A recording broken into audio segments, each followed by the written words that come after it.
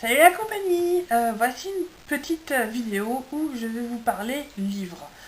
Alors, je sais pas, peut-être que ça n'intéressera pas tout le monde, mais bon voilà, je vais aussi parler de livres sur cette chaîne, donc il faudra vous habituer. Voilà, je suis allée la semaine dernière, le week-end dernier, donc pas celui-là, celui d'avant, aux Imaginales à Épinal, et c'était absolument fantastique. Pour ceux qui ne savent pas, c'est un festival donc qui a lieu à Épinal dans les Vosges. C'est donc en général, oui, vers fin mai ou début juin, quelque chose comme ça. Et c'est autour de tout ce qui est monde imaginaire. Alors ça peut être de la fantasy, du fantastique, de la bitlite, de l'urban, de ce que vous voulez, encore de la science-fiction. Voilà, si vous aimez Harry Potter ou même Vampire Diaries ou du Robin Hood ou si vous lisez Dune, si vous lisez, voilà quoi, c'est vraiment un endroit absolument génial, d'autant plus que c'est gratuit, l'entrée est libre, il y a des conférences absolument super intéressantes sur plein de thèmes différents. Il y a un accès aux auteurs qui est incroyable. Moi j'avais l'habitude de faire le salon du livre de Paris, notamment pour faire dédicacer des livres que j'aime bien à des auteurs que j'aime bien.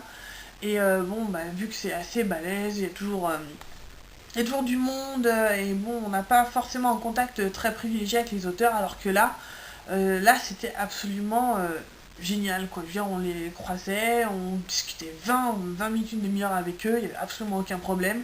Limite, on pouvait prendre, enfin, j'ai mangé avec mon, mon auteur préféré, et voilà, donc je vais vous montrer une petite sélection de bouquins que j'ai achetés là-bas, qui pourra peut-être vous donner envie de voir s'ils sont à la bibliothèque, s'ils sont même, je sais pas, à la FNAC si ça vous intéresse. Donc voilà, je vais vous montrer tout d'abord donc celui-ci, Le Vieux dans l'ombre, de Megan Lindon, qui est aussi connu sous le nom de Robin Hood. Robin Hood, si vous n'avez jamais lu, mais ruez-vous sur ces bouquins-là, il y en a beaucoup, mais c'est juste un délice à lire. Elle a écrit c'est l'Assassin Royal, Les Aventuriers de la Mer, qu'est-ce qu'elle a fait encore, Le Soldat Chaman, et ça, donc c'est un livre tout seul, enfin c'est un roman qui a un one-shot alors que les autres sont des séries. Et celui-ci, c'est ce qu'on peut appeler de l'urban fantasy, où en gros ça se passe dans les années 70. Et c'est Evelyne, qui est une jeune mère de 25 ans qui est absolument perdue, elle est vraiment paumée, elle sait plus où est-ce qu'elle en est. Avec son mari, ça se passe pas bien, elle a un petit garçon de 5 ans qu'elle aime beaucoup, mais ça se passe pas bien dans sa vie, vraiment, dans son couple, oui, dans sa vie en général. Et en fait, fait réapparition donc dans sa vie à ce moment-là où ça va pas bien, un souvenir d'enfance qui est en fait un faune, le vieux Pan qui revient dans sa vie et elle va vivre une histoire d'amour avec lui. Euh, en gros, ça c'est le début, le pitch, le début du bouquin quoi. Et ce livre, je pleure rarement pendant des films ou des bouquins, mais alors ce livre est une tuerie au niveau des émotions que ça peut faire ressentir quoi. C'est tragique, alors ça je dis ça tout de suite, c'est tragique, mais c'est absolument génial. Et j'ai choisi celui-ci quand j'ai vu Robin Hood, puisque c'est celle dont je parlais, qui était l'invité d'honneur des Imaginales. Et j'ai eu une petite dédicace de mon auteur préféré, donc c'est une américaine, avec qui donc on a pu passer 2 ou 3 heures à manger au restaurant avec elle, lui poser plein de questions. Qui c'était quelqu'un de très abordable, très sympa, tout simplement. Pas du tout showbiz ou pas du tout, voilà, elle nous parlait de ses chats, de ses enfants et de la façon dont elle écrit, de ses personnages, et c'était absolument magique quoi. Donc, Le Dieu dans l'ombre qui est absolument une tuerie, et de toute façon n'importe lequel de ces bouquins est une tuerie, que ce soit au niveau de l'histoire, de la façon dont elle écrit, même de la traduction qui est absolument excellente quoi. C'est vraiment un choix, vous pouvez pas vous tromper quoi. Robin Hood c'est juste génial. Alors ensuite, alors celui-ci je suis en train de le lire, donc je l'ai commencé. Ouais, je suis en train de perdre mon marque-page. Alors, il s'agit d'Obsidienne et de sang, de Aliette de Baudard, qui est une jeune Française, qui a comme particularité, en fait, d'écrire en anglais. Donc ça, c'est une Française qui écrit en anglais. Ce livre a été traduit de l'anglais en français. C'est assez marrant. Et c'est un livre qui se passe, en fait, chez les Aztèques. Donc, quelque chose comme, je sais pas, 15e siècle, quelque chose comme ça. Enfin, c'est avant l'arrivée des Espagnols. Et ça pourrait être considéré comme de la fantasy, parce qu'il y a de la magie et tout ça, mais ça reste. C'est ce qui aurait pu se passer dans l'Empire aztèque à cette époque-là. Bon, si la magie existait en gros. Ou du moins, c'est. Voilà. Tel qu'ils y croient, ça se passe comme ça. Elle a fait énormément de recherches. Enfin, pareil, c'est un livre que j'ai découvert aux Imaginales et elle en a parlé à des conférences. Et elle a fait énormément de recherches pour voir tout ce qui était le plus probable, plausible sur la culture des Aztèques. J'ai absolument craqué pour ce livre parce que, c'est une culture qui est absolument exotique. On n'a pas forcément l'habitude de voir ça. Enfin, j'adore tout ce qui est aztèque ou viking. Ça sort un petit peu des sentiers battus. Et je suis absolument pas déçue. Là, j'ai commencé depuis hier, quoi. Et, euh, et c'est vraiment excellent, quoi. C'est plutôt une histoire. Ça commence comme un policier. Il y a une histoire de disparition d'une prêtresse qui a disparu. Et donc, c'est un prêtre de la mort qui est chargé d'enquêter puisque le suspect principal est son frère. Donc ça commence comme ça, mais ça se passe chez les Aztèques au 15e siècle, quoi. Donc ça, d'Obsidienne et de sang de Aliette de Baudard, et c'est chez Eclipse, je crois. Oui, Eclipse. Ensuite, un autre chouchou, c'est Pierre Pevel, dont j'ai déjà présenté Les Lames du Cardinal. Alors ça, c'est une autre de ces trilogies qui est sortie très très récemment chez Pocket, en intégrale. Donc là, vous avez les trois, la trilogie de Wittstadt. Alors je ne l'ai pas encore lu. Je ne l'ai pas encore lu, mais j'ai eu ma petite dédicace qui fait bien. Voilà. Donc aux Imaginales. Et en gros, je sais que ça se passe pendant la guerre de 30 ans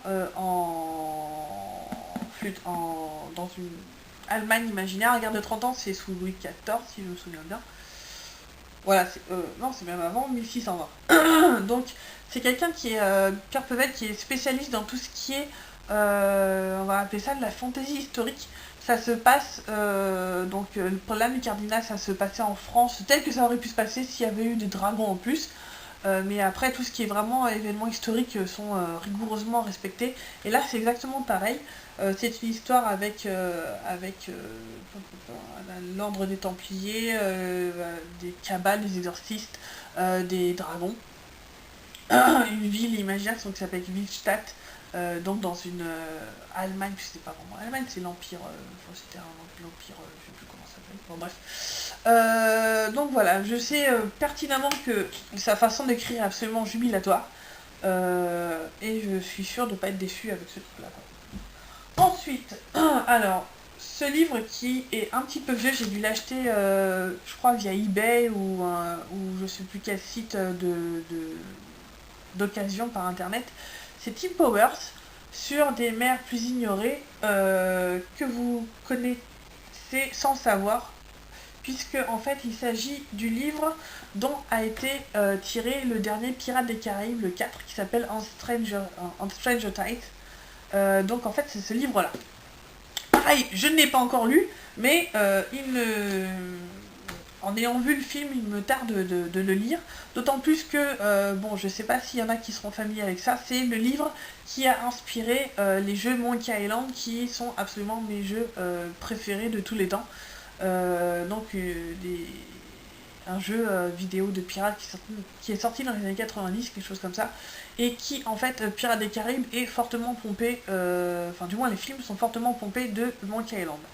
Et Monkey Island qui est inspiré de ce truc-là. Donc, en fait, maintenant, voilà, le serpent s'est mordu la queue, c'est la boucle est bouclée.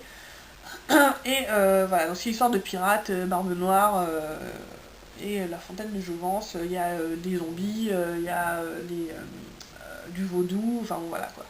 Ça, à lire. Ensuite, je reviens aux Imaginales, puisque ça, c'est un livre que j'ai acheté après une conférence qui était absolument fantastique sur les... comment dire quand la fantasy s'inspire de cultures étrangères. Et donc ça, c'est le manuscrit de Grenade de Marianne Lecomte chez Pygmalion. Et j'ai absolument craqué pour ce livre puisque ça se passe au XVe siècle en Andalousie, à Grenade, à une époque où en gros il y avait l'Inquisition et c'est un trio d'héroïnes avec une chrétienne, une musulmane et une juive.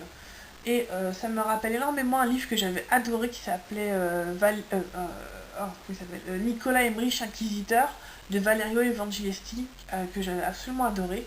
Et donc voilà, donc trois héroïnes, donc trois femmes qui sont prises là-dedans dans une époque où on parle de sorcellerie, comment dire, euh, d'intolérance des religions et en même temps de tolérance dans les faits entre les gens.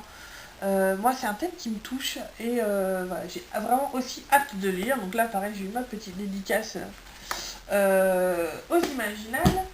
Et dernier livre, qui est en fait une anthologie de nouvelles. Chaque année, donc aux Imaginales, il y a la maison d'édition Nemos qui sort son anthologie aux Imaginales. Donc l'année dernière c'était Sorcière et Magicien, quelque chose comme ça. L'année d'avant c'était Roi et Capitaine. Et là c'est Victime et Bourreau. Alors je suis un peu dark en ce moment. Ça va peut-être pas forcément parler à certains ou certaines. Mais voilà, c'est une anthologie avec des gens comme Pierre Bordage, qui est absolument aussi une sommité dans tout ce qui est science-fiction ou anticipation. C'est génial. Enfin voilà, Nathalie Do, Xavier Mauméjean, Maya Mazorette. Et voilà, donc une anthologie qui en général ne déçoit jamais. J'ai déjà lu Roi et Capitaine. Et donc voilà, Victime et Bourreau, qui je suis sûre va faire frissonner. Ça va être génial. Donc voilà, c'est 5 ou 6 livres que je vous ai présentés. Et j'espère que ça vous aura donné un petit peu envie de lire. Et donc à vos bibliothèques. Ciao.